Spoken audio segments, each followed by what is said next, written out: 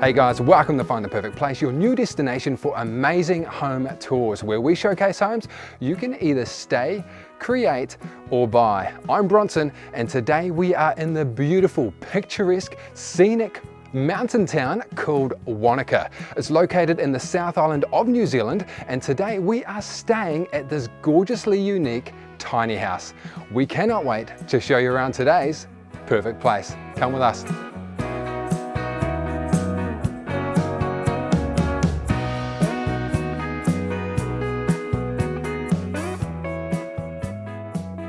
Located at the base of the iconic Mount Iron, this tiny house is situated within a super quiet residential area. This area is in fact so close to everything that Wanaka has to offer, including the shops, the cafes, the sights, the scenes, the ski fields.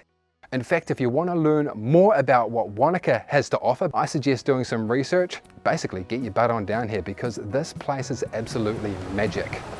Surrounded by privacy fencing, the tiny house is seated right in the center of an entertaining courtyard, complete with multiple areas to sit down and an outdoor fireplace.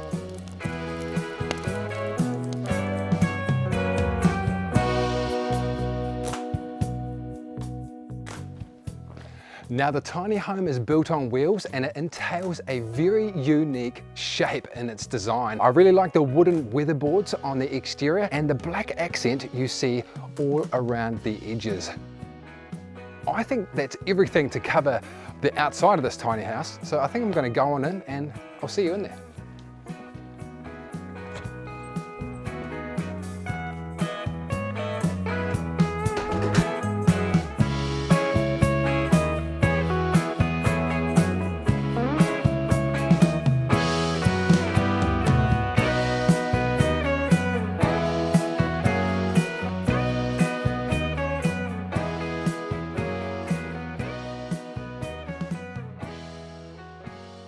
It is quite the contrast to what you saw in the exterior, isn't it? A nice, beautiful, minimalist but impactful and suitable design, because you don't need too much to make a space perfectly livable and enjoyable during your holiday. Or some people actually live in these spaces full time. It's completely adequate to do such things. Now, a little bit about the specs of this home. It is built across 2 levels.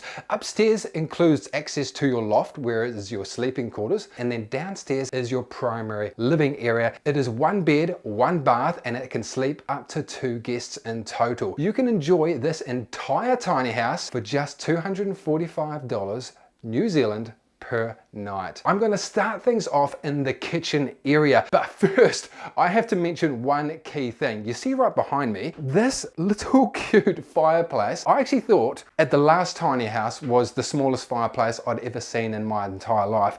I stand corrected, team. This one takes the cake and the top winning goal for the smallest fireplace I have come across. It is fantastic, and I love how it's built onto the countertop within the kitchen, and it helps keep the space nice and cozy and warm during those chilly winter nights.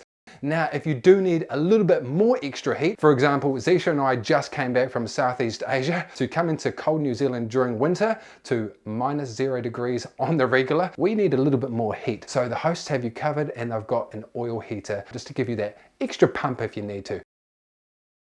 The kitchen entails many full-size appliances that you're going to need during your stay, including a full-size oven. You've got a gas cooktop, twin at that. You can prepare a meal, and where are you going to enjoy that meal, team? Well, in this bay area right in front of me is your seating area, which has a beautiful picture window where you can outlook over to those beautiful mountain tops.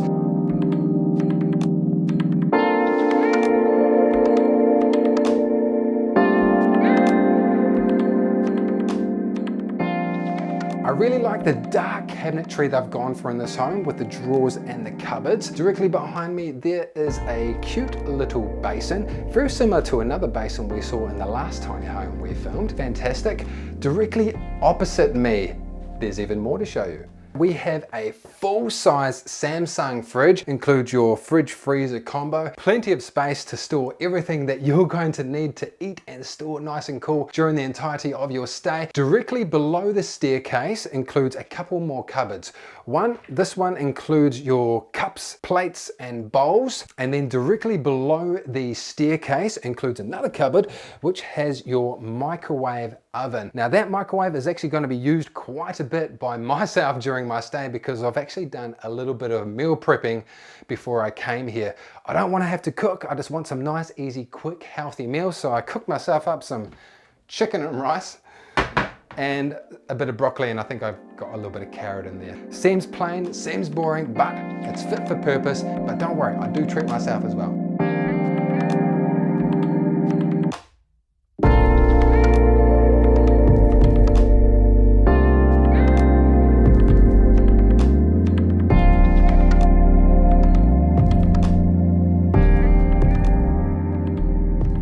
Following me to the very end of this downstairs area. Walking through this dividing wall, there is actually a pulling divider here, so you can make this space nice and private, because this area includes a couple of things that you're going to want to have some privacy in, which is your shower and the toilet. So we've got to divide this bad boy off. There's also a full-size washer and dryer combo, fantastic stuff. And then directly opposite me is more storage, which actually has all of my belongings in it. So I am going to not show you what's in there because it is an absolute mess. That's all we have downstairs to show you. Let's go up and check out the loft. No matter how many times I stay in and experience different lofts in all of these tiny homes, it always feels like a new, unique adventure. I really love it. Also, I'm a little bit out of breath. I think I need to work on my fitness. Maybe I've also just been talking too much, so I'm out of breath because of that as well.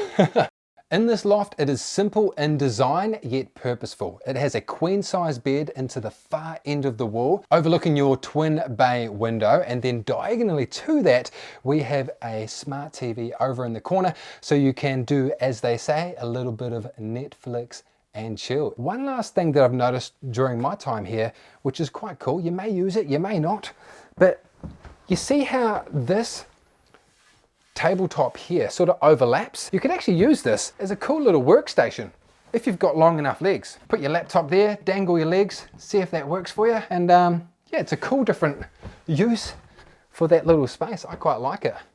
Anyway, I'll catch you guys outside and I'll say see you later.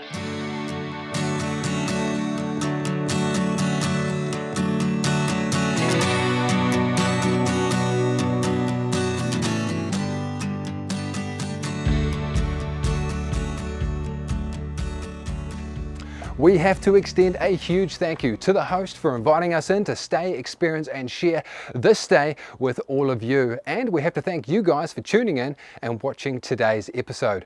If you enjoyed it, please give it a big thumbs up and a comment down below telling us what your favorite aspect is of this incredibly unique tiny house.